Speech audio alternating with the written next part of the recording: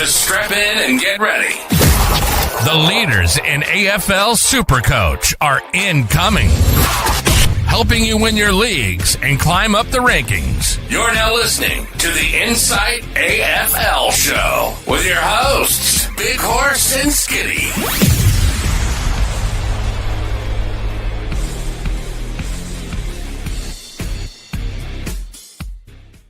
Good evening and welcome to the Inside AFL Show. It is the Panic Room Thursday night, 6:30, an hour before kickoff. I'm the Horse, and joining me tonight is a very special guest. So, just to give you a bit of a snapshot into this bloke, he has made more runs in A-grade cricket than what I've had hot dinners in my career. But we also like to be pretty inclusive in the insight space. So we've had males, females, people who have represented different countries in different sports.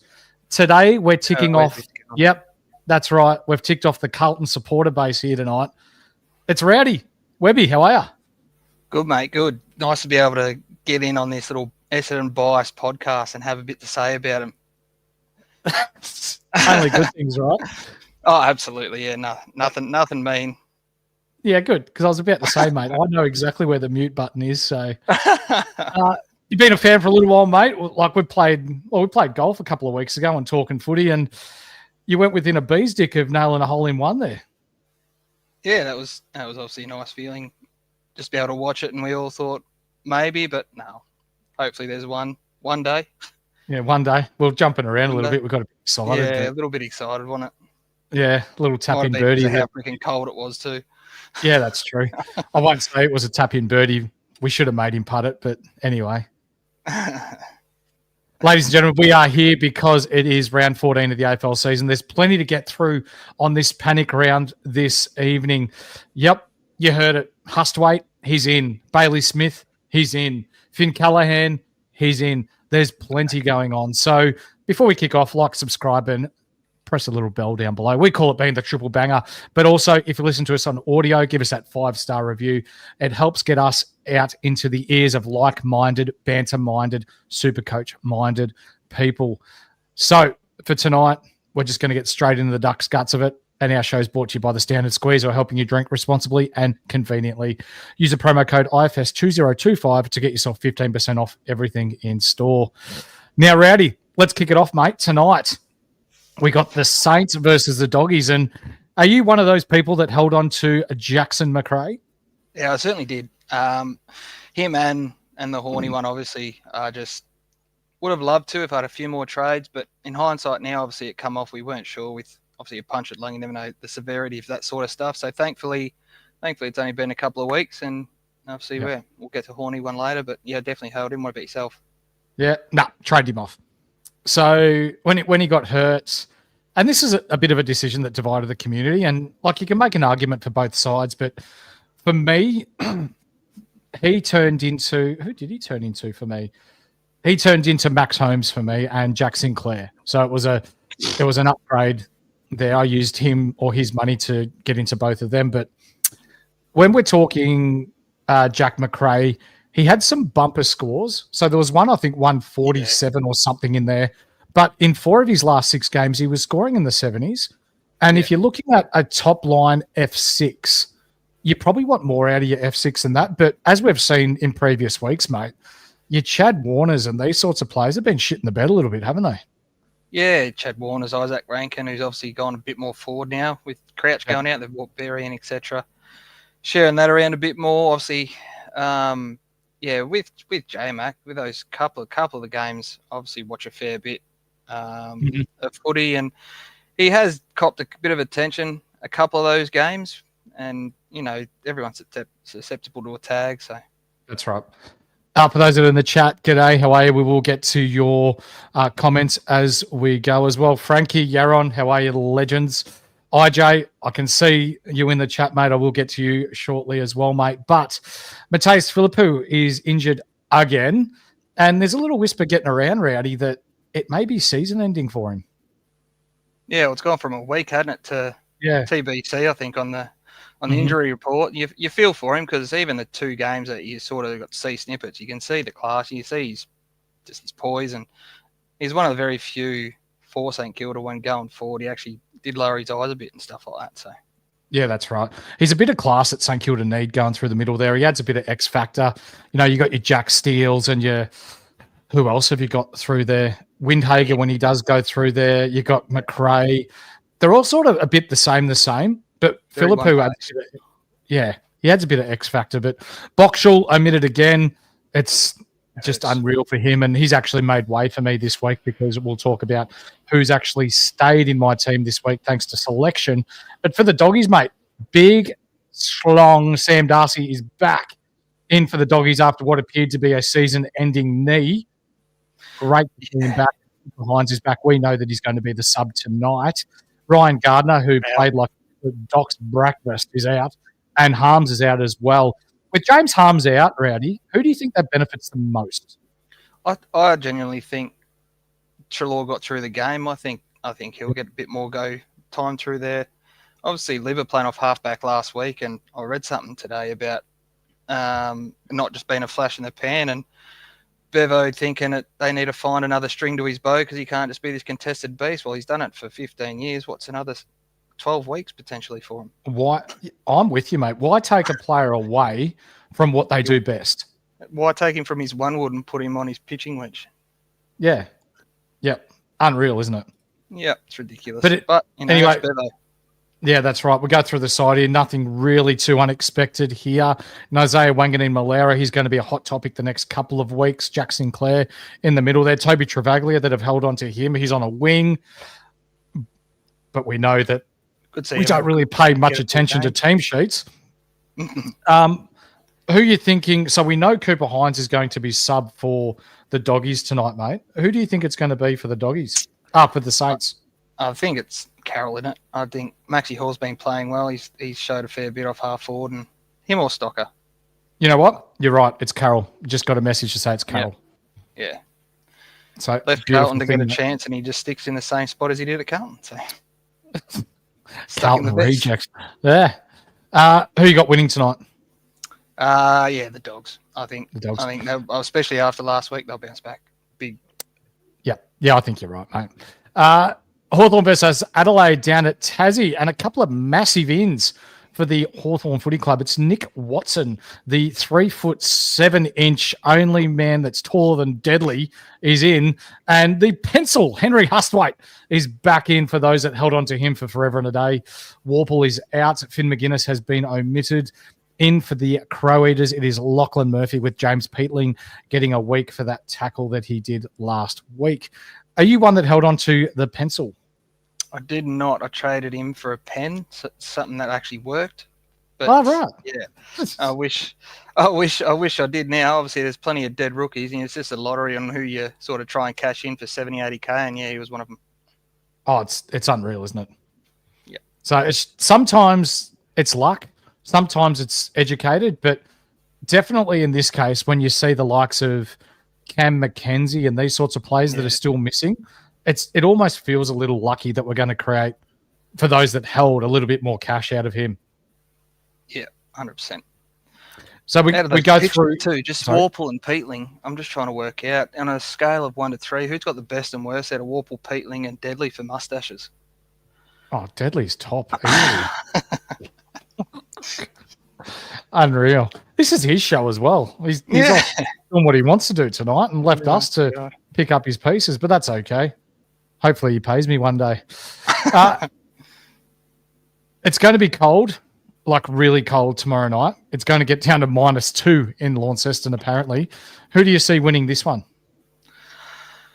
Oh, it's going to be -2. I don't know how due and how bad is it going to be. I'm going to say Hawthorn just because it's in Tassie. I'm going to go Hawthorn. I think this is the smaller, the quicker forward line. I think the ball use will play a big part if it's going to be that cold, obviously that quick.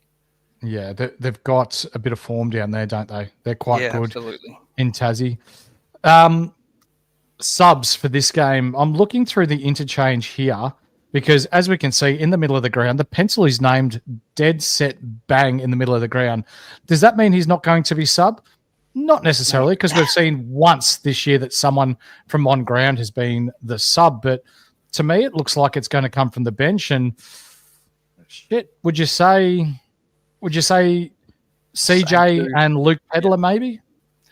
CJ and Brodie Smith was there last week, yeah. So, yeah, I mean, and he come on, had 8 in the last quarter and really gave him a really good bit of drive. I think that's what got him over the line, essentially. I know Brisbane didn't kick straight, but just gave a bit more mobility. But, yeah, I mean, I'm happy I didn't bring in Pedler, put it that way.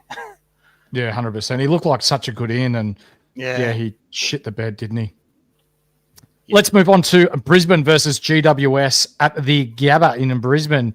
Sam is as bright as day. He's coming in. Brandon Starcevic, good to see him back as well. He's had some issues with concussion in the first part of this year, so it is nice to see him back in. Ty Gallup, he plays a game, he's out.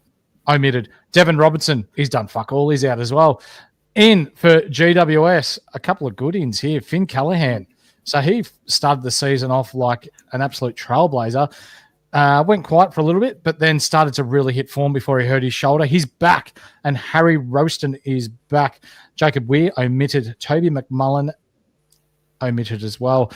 Do you think the in of Finn Callaghan is going to help GWS in this one? Oh, does the sun come up tomorrow? Absolutely. It depends where you live, mate. Yeah, well, that's true. Yeah, he's an out-and-out star. He's got to be one of the top 10 under 20. What is he? 20 under 22, 23s. Yep. He's all class. He's what they've been missing, really. If you look at watching a few of their games again, they've just been getting belted out of the middle. They've got one trick, and it was Tom Green. So he needs the help. Yep. I want to ask you something here, because we can see that, and we brought it up in podcast during the week, mate, that with the big in of Brent Daniels, and he's not going to be subbed this week, that now means Lockie Whitfield pushes back to half-back in his usual role with Lockie Ash. Do you have Lockie Whitfield, or are you one that's now going, oh, he's back to half-back, let's see how this week goes and potentially target him? Yeah, well, forgetting about how good Brent Daniels is, and I'm a big fan of Daniels. He's from up your way, isn't he? I'm not sure. I think he's a Kahuna boy. Yeah, I think he's a Victorian. I know that much, but yeah, and then you get Toby Green back in that. Oh, he's named actually, is he? He's named. Yeah, Toby Green for pocket. Yep. I think it's going to change a lot of people's minds on. You laugh at the people who trade out Whitfield for starters. If anyone was out there who did. He's 5:30 this week, and he's very tempting for me. I know everyone's going Butters. Obviously, it's a no-brainer, but at 5:30, it's very hard to say no to Whitfield at the moment for me. For sure. Who do you think Toby Bedford goes to? Do you think it's Lockie Neal? The logic or the weekly one is Neal, but I mean, Hugh's been ridiculous, hasn't he? The suitcase, he's been fucking awesome. He's been unbelievable. Yep. When you look at the Brisbane side, mate, and you go, all right, Josh Dunkley, Lockie Neal. I'm not even going to worry about Dane Zorko because he doesn't really play around the ball. Jasper Fletcher's had a really nice year as well. Hugh McCluggage. Who else? Where's the Ashcroft boys? Will Ashcroft. Yeah. You know, they've just got Rayner. Bloody depth beyond their years there. And yeah, he's very underrated, isn't he? As we see, Oscar McInerney is an emergency. So Darcy Fort again will be rucking by himself, it would appear, against Nick Madden. For those that are considering Nick Madden, I would wait because I still clearly see Briggs being the number one ruck at GWS, and he is due back after their bye. So you might get a couple of scores out of him, but you might also get shafted if Briggs does come back early. So we're not going there, even though he scored 81 last week. How do you think GWS go against Brisbane? Well, they've got a good record up there. They're 4-2 in their last 6 appearances. So, I mean, again, it's a bit like them and Geelong, isn't it? They've won 5 in a row at Geelong. So you can't say no. Obviously, they just look a bit stronger. Callaghan back, fit Daniels. If Toby Green gets up, they're a chance, but Brisbane bounce back, don't they? Especially after last week. I think they do. Yeah. And on that Nick Madden too, he only played 40% of the last quarter too, I read somewhere. Yeah, 48% time on ground. So while he is doing a good job, and for a young ruckman, there's definitely scope for him to be an AFL ruckman in years to come. Right now, he probably just doesn't have the tank. So with that being the case, Jake Riccardi's still 380k, and he's been scoring, I'm not going to say over the top well, but if we go into his numbers, mate, since he's been back up ruck, he's got a break even of 41 at the moment. He's gone 85, 89, 93, 92 since being, sorry, I missed two numbers there. So since back up ruck, he's gone 103, 85, 52, 89, 93, 92. Would you consider him at 380k?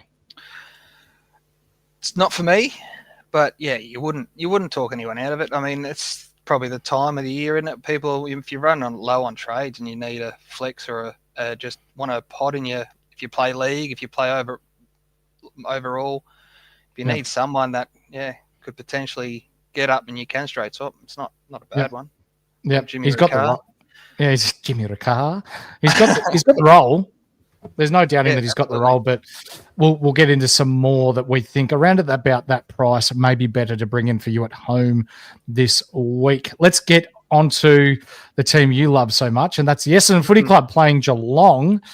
We see Lockie Blackiston from the East Fremantle Footy Club, mid-season draftee in for his debut, and also Archer May. How good is it going to be to see his stepdad being Dermot Brereton wearing an Essendon scarf this weekend? Yeah, I'm sure he'll be loving it. It'll hurt him a little bit too, I reckon. It'll be unreal. It'll be good on him. They got obviously go nice and early, but you feel for him having to play against the Cats. Like you could pick probably 15 other sides to want to play your first game against. 100%. 100%. So he played against off half back last week and took 18 intercept marks. So we're probably looking at something similar to that this week. That's Blackiston. Yep. Yeah. Shit. Archer May, he's a huge boy, and he's one of the 20-something players picked up in the mid-season draft, and he's one of 4 players who were signed to 18-month contract and not 6-month contracts. So Essendon, obviously, with an eye to the future to keep him in and around the club and to try and work on him. So good to see him get a crack. For the Cats, the sniff, Bailey Smith is in. And for those that bought in Ted Clossy last week, unfortunately, he's been dropped. I'm not going to ask you how you think this is going to go, because even I think this is going to be an absolute pizzling, mate. I feel for him, but Cats at the G, look, they'll have their way. I reckon I'll be nice and I'll say 40 plus. I reckon it goals. Could be. Look, I think Essendon have shown enough that they defend first and then they try and attack, and obviously it falls down a little bit, but you're right. Probably 60 points is probably a bit safer. Because I'm looking through the back line here, mate, and you've got Shannon Neal. So when he goes back, it's going to have to be Blackiston. I don't think, just looking through that list, anyone can go with him. Laverty on Jeremy Cameron, fuck me. Yeah. I don't know how that's going to go. Who's going to go to Patrick Dangerfield? There's no one in Essendon's backline that could go with him. Maybe Jackson Pryor, which is like a Teamu decent backman. And then you've got Manor and Grind Myers, Tyson Stengel. This could be an absolute field day for Geelong, mate. Yeah. No, and look, I'll enjoy watching that one, I think. How do I mute you? I got it in Zach, for those that were looking at trading Zach Merritt, he has been named in the midfield. I don't like the fact that he's being moved forward, then back. He's been taking kickouts. He's been all over the place. An 80 last week. If you were an owner in Classic, what would you do? Stick it out. Let's go stick it out. Durham's out for 2 weeks as well. I mean, he has to go back in. If he doesn't get back in while Durham's out, then Mullen will tag. Absolutely. That's probably a good shout. Or even, what's his name? Mark O'Connor could go to him as well. Right. But I don't know. It is tough and it doesn't make sense. I think really doesn't for me. No, it doesn't. Him taking kickouts and stuff. No. Although for Essendon supporters, I would encourage that. Don't get too disheartened if it is an absolute pizzling. Essendon with now 10 rookies debuting this year, which is the most for, I did read it, it's like 40 years or something like that in one season that isn't a club that's in their first year of playing AFL. So when you're looking at those sorts of numbers, it's unreal that we're able to debut so many kids and give them a crack. And I know that you being a Carlton man, like Essendon's not high on the list for you, but when you've been a club that hasn't played in a finals win for so long, you probably need to just gut it out and go, all right, who's going to be part of the next finals win, and build yourself up from there. Absolutely. I mean, and there's genuine excuses. As much as I'd love not letting you use them, with the amount of injuries, you can only do so much. And there is a bit to like. I mean, you can only put your best team out there, and at the moment, at least they're trying. And talking about Mullen going to Merritt, what's stopping? I guess you could call them Eminem, Merritt and Martin. Mm-hmm. What's stopping both of them getting tagged? Like probably. And Mullen. It might happen too. Mm. Yep. There's too many shut down at that place. Reading the name Will Setterfield has just reminded me of something, Rowdy, that there's a bit of a side bet that went on in one of our draft leagues this week, and also a keeper league, where our man Train and the Big Cat were a part of, and the Big Cat beat Train by a combination of 30 points in both the leagues. So both of those. Yeah, so Big Cat is now owed 2 cases by Train. Now, there is a little whisper getting around, mate, that Train tried to trade off a player instead of having to buy the cases of beer. Is that true?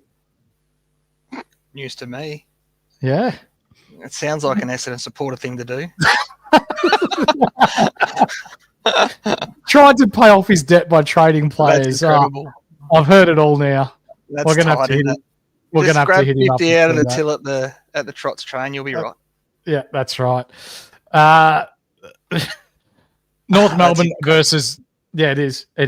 North Melbourne versus Fremantle on Saturday night. Callan Dawson will be in for the North Melbourne Footy Club. Charlie Comben is out.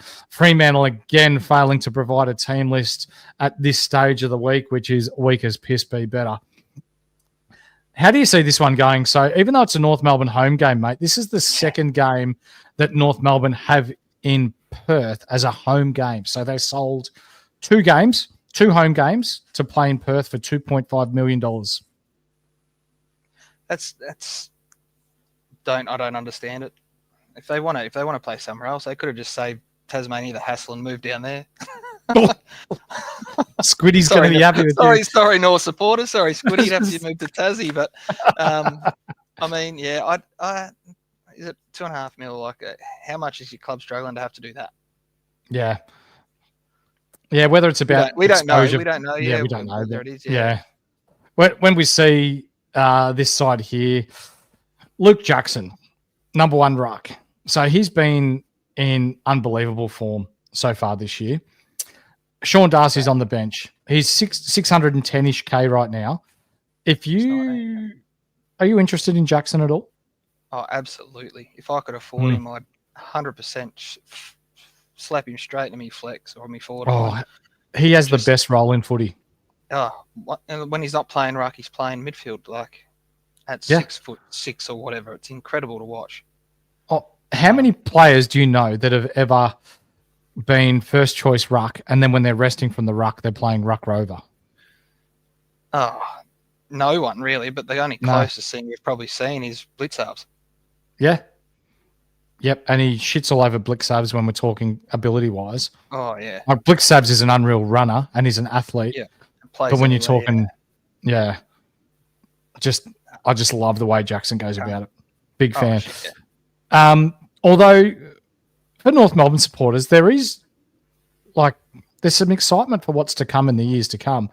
George Wardlaw, Harry Sheasel. Let's talk about Colby McKercher, who's been named at half forward. That would be scary, wouldn't it? So our sources, as per sources, and no, it's not tomato or barbecue, he will be at halfback this week. has to be. Yeah. After a game like he did last week, there's no way that they can move him to half forward again. After Sheasel's come out in the media, Clarko's come out in the media and said, we will be settling our team weeks ago even. And then he goes back to half back and has the game that he has last week and has 9 coaches' votes. There would be genuine balls up if he went back to half forward this week. Yeah, it's very much him and Daniel worked pretty well last week. Whether it works like that, Daniel sort of takes the kick-ins, and I think, like you said, McKercher took a few, but McKercher definitely played a lot higher, didn't he? From like that half back, delivering a bit further forward. Yeah, and I think that role that the way that he plays is more natural to a half back position in the way that he loves getting the 1-2 and breaking the lines and hitting up targets.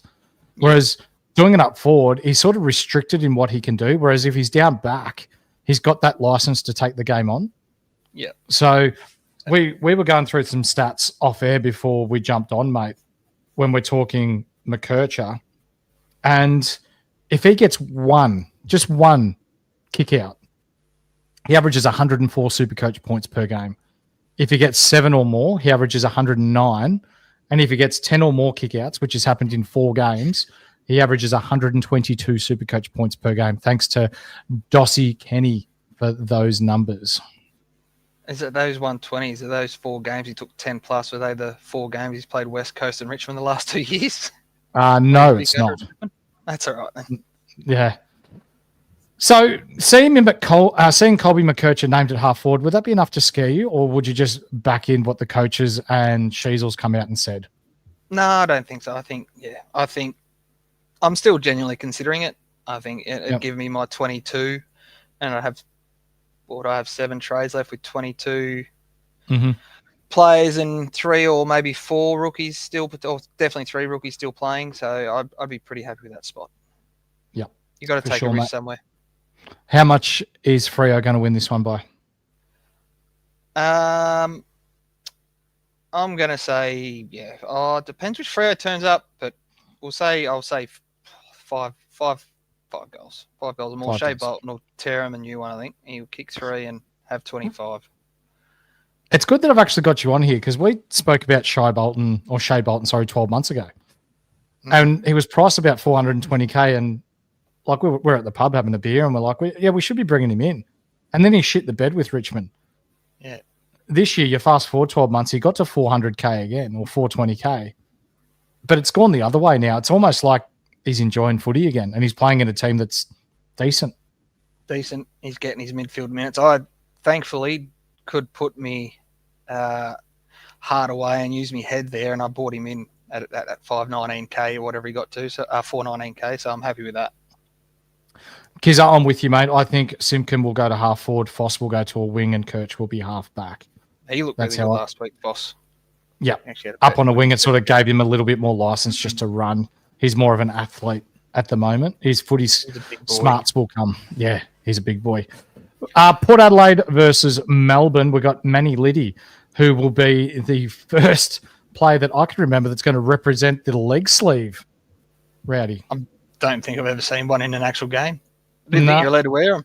I've seen them in the WNBA, but not in the AFL. So let's see how this goes for Manny Liddy. Logan Evans who loves to kick the ball.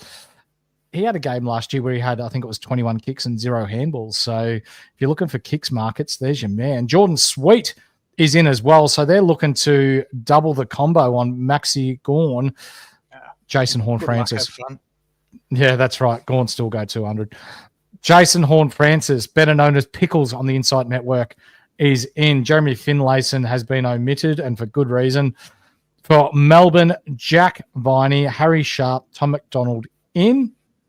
I'm not sure who's going to get dropped out of that team, but let's talk about Max Gawn. Port Adelaide need to go Dante Vicentini and Jordan Sweet to tackle him. Yeah, we can. How do you see this one going? Can't talk to him. You'll push you out the way. Yeah. Unless it's just a Stephen May thing. I'm gonna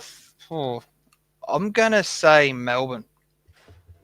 Yeah, I'm gonna say Melbourne. I just think they have turned a corner. They got better and better, and they had their own. Everyone, there's always mistakes in games. You can't put down to one like at the end of that game with Maxi, but I mean they not should have, but they definitely could have won on Monday. So I'm going to say Melbourne. And with Viney back, I mean, everyone's on the Butters train, and I am at the moment, but Melbourne have been doing jobs. You saw Oliver go to Newcombe 5-6 weeks ago, whenever it was. Viney's gone to play as Langdon did what he did last week. So that's why I'm a bit tentative. Like, if you're going to tag Dacos, you sure as hell tagging Butters. Like, them two are, for me, the same echelon of player. You're right. So we see here extended benches for both teams. So Jordan Sweet may not be even in yet. We'll have to see how that team goes when it is finalised tomorrow night. But what are you thinking of the 9-year, $300 million contract for Cossie Pickett? Bananas. That's nuts, isn't it? Bananas. I mean, you see all these players. See plenty of players sign massive contracts, big years. They get their money in. I mean, he's shown what he can do. He's been an absolute star. And can be elite, can't he? If he can keep, obviously that's near on impossible to keep that sort of form. But if you're playing that game every 2 or 3 weeks, then yeah, he's definitely worth it. Yep. Pickles, we see put straight back into the midfield. Having been someone that's torn many a hamstrings in the past, I would anticipate that it will take him a little bit to get into the rhythm of AFL footy again.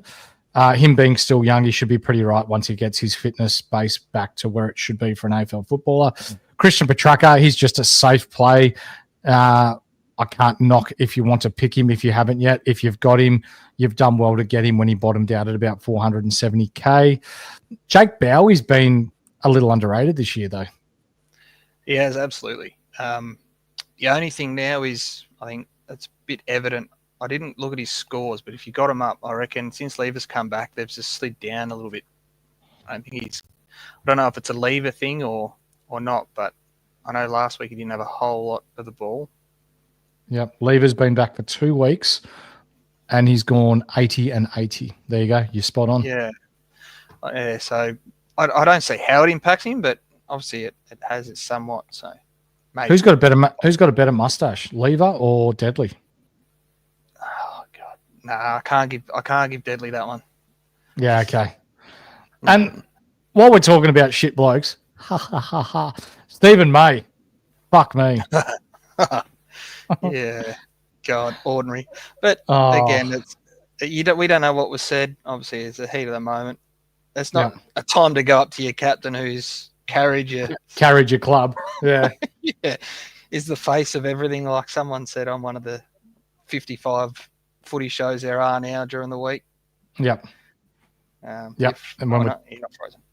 when we're talking footy shows, there's no other one you want to listen to apart from this one. So, I'm talking all the your Caros and crap. Jesus, I'll tell you what, Squiddy got stuck in her last night. If you haven't already listened to that, have a listen to that. Yeah, stuck into the cricket I missed last night. The last game that we're going to talk about, mate, is Tom McCarthy and the West Coast Eagles. He's in for his debut.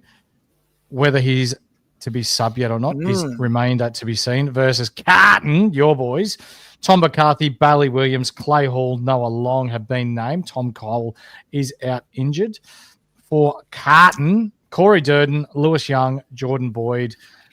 Let's start with your boys, mate. Who's going to be in, who's going to be out, and do you see any changes?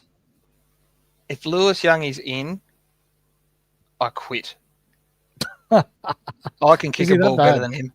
Yeah, I've never seen someone mark a ball and be so scared to kick it. How are you playing AFL?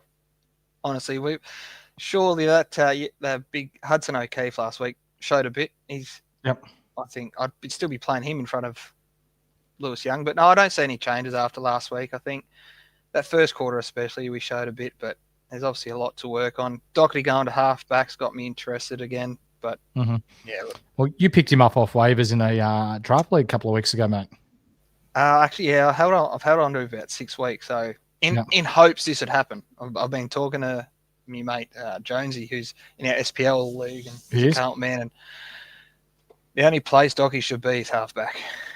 100%. I'm personally bringing him in Classic this week. I think that role is too good to pass up at 400K. Yeah, I do too. I really do too. People are quick to forget, yes, he's old as balls, but 2 years ago, mate, he was priced at over 600K. All Australian. Mm-hmm. Yep, he doesn't need to be 125 plus per game player that he was once upon a time. But if he's getting his 110s, he's doing his job. And we've seen this year that it's almost like outside of your McCluggages, your Bontempellis and your Butters, your best scoring players have been across half-back. Yeah, it's a half-back's world. SuperCoach. It is. We're just living in it. You're right. For West Coast, let's talk about the ruck matchup here. Matt Flynn versus TDK. TDK could be in for a big one here. Our man Hurls has actually nominated TDK as his captain this week. That's big. Yeah, look, you can't say no to that. Yeah, I'd love to. He's another one. I've got that one trade. It's Butters, Day. What have I been considering? Butters, DeConing, Whitfield. They're probably the main three, and I just don't know which one to go with. Yeah, gotcha. There's no wrong answer. It's just I've just got to pick one.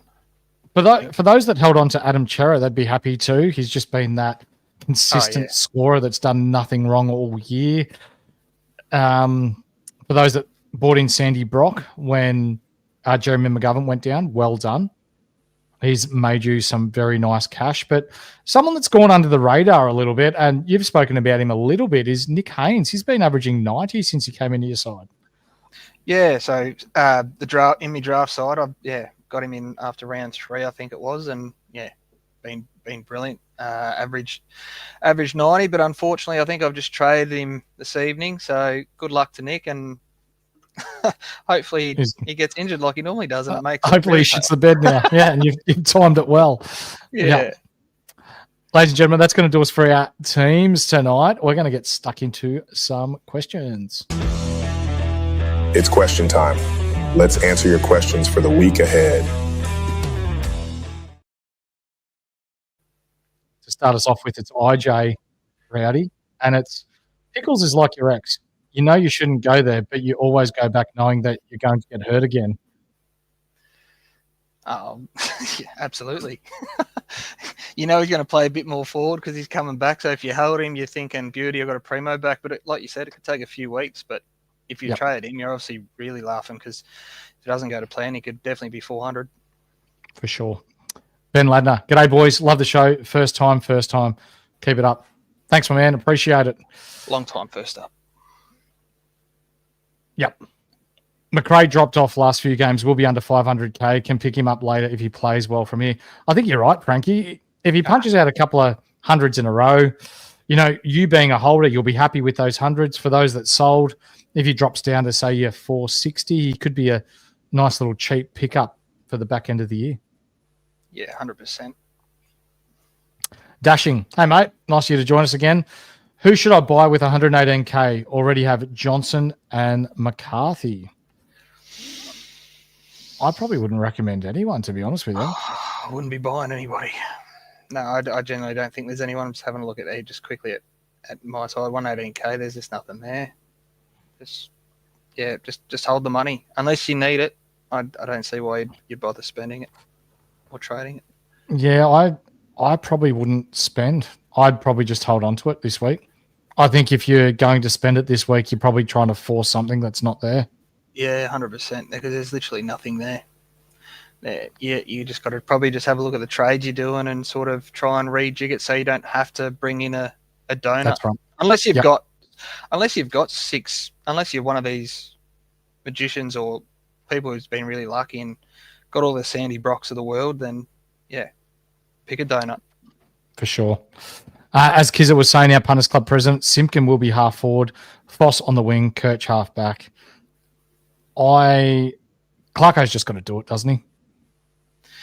Yeah, I think that's the only reason I won't touch him, and if I do, I'll stick with me boy Doc this week. Yeah. Who knows? I could change my mind in the next minute. Kizza, who's better at cricket, Horse or Rowdy? Oh, Rowdy's got me covered easy. Definitely, Big Cat. Big Cat. What about Train? He loves it. Yeah. Train loves it. He's always good to get out there. He's got some very safe hands at Toot. I think I've only ever seen him drop one catch. Really? Yeah, someone who has hardly played, he's got very safe hands. Safe as houses. But Frog, Hugh Jackson and it's not Hugh Jackman, the only one around that price, that 118K that we were speaking about before, but it's not worth it if you don't got to go. You're right, because the reason why I'm scared of him is they've got Jason Horne-Francis coming back. He was the sub in his first week. He played a full game last week, but I feel like he's probably one of the first out for Port Adelaide, Rowdy. Yeah, 100%. I'll go up to their team there. Yeah, just go up to the game. Yeah. He's obviously, you look at their bench, he could be out this week. Yeah, so you know Sweet's playing. You know Travie Boak's going to play. You dare say Sin's back in. Yeah, and then you got Marias, you got Logan Evans. Jackson Mead's been good.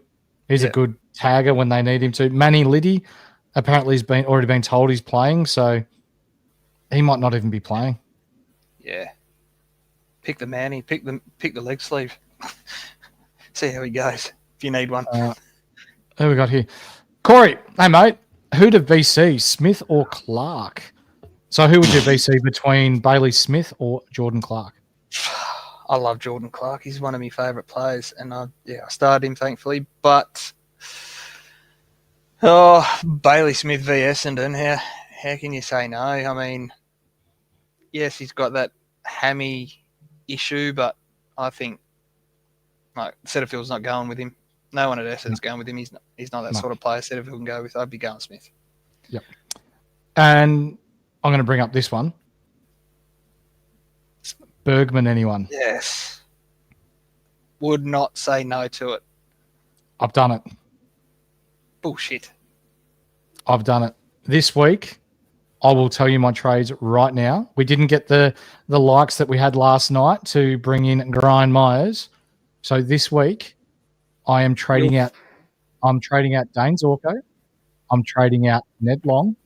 And I'm trading out Hugh Boxall. And I'm bringing in Kurt Doherty and Miles Bergman. Well, wow. Good luck. Good luck. I like it. I don't have the balls, and I'm not even. Yeah, I'm single, and I can't even do it. You're married. You've got the balls to do it. So yeah, you have a look at Bergman, and thanks to Kizzer, he's in the chat. He's even put "You're welcome." But his average time on ground over the past 6 weeks has been like 85%, and he's got. I went back and watched a bit of footage, and when he kicks it long, so he's a lot like Luke Ryan. Yeah, he takes intercept marks. He can push up through the midfield. They've been spruiking him for the last month, and he's gone 300s in his past 4 weeks. No, absolutely. At worst, he's going to make me 80, 100K, and I could just palm him off to a primo. Yeah, if you got the trades to do it, yeah, absolutely. Horne-Francis was out for 2 of those games, obviously. He's. I think there was something there a little while ago, wanting to play more midfield time, and obviously his contract's up. So, yeah, exactly, Sean, exactly. Sean Strommy from Strongcrete, one of the sponsors of our show tonight. Any concreting that you need done in the Central Victorian area, give Strongcrete a call. His link will be in the description below. Good to see one of the people that support our show telling me what the fuck am I doing? But there you go. This year is unlike any other, and I feel like we've got to get creative. And doing this move, Strommy, gives me 22 what I would call primos on field with 7 trades remaining. Even if you don't even have to call them primos, do you? You just know they're going to score more than what rookies do. You're going to get better scores, so it's going to, especially with that flex, it just makes it a bit easier. Yep. He wants to play mid, and Port want to keep him. And this is another reason why I'm selecting him, because Port are going to want to keep him happy to try and re-sign him in the off-season. So they're going to want to play him in roles that are eye-catching and to keep him interested at the footy club, because there will be interest from a lot of other clubs. I don't know this. I've got no insight, but I'm saying he's as gone as TDK's already gone. You reckon? Yep. Where do you think Bergman's going? Because we know TDK's gone to St Kilda. Yeah, well, Saints are obviously on the radar with him. I don't know who else is. There's a few suitors apparently. I haven't seen the clubs, unfortunately, but Yep. hell, I know he's a free agent, but maybe Paul can sign him. We can give him Sam Walsh so he can have someone who uses the ball properly. You're not a fan of Sam Walsh, mate? No, I love Sam Walsh for years. He's just, I don't know. He just can't kick at the moment. He's just really hard to watch. How would he look in the red sash? Did you say something? Yeah. How would he look in the red sash? I'm not lagging, am I? Yeah, I didn't think so, mate. Bergman versus McKercher from Mitch Flinch. Who would you pick? Do I have to pick gun to me head? I would say McKercher. Yeah, I think I'm with you. Yeah.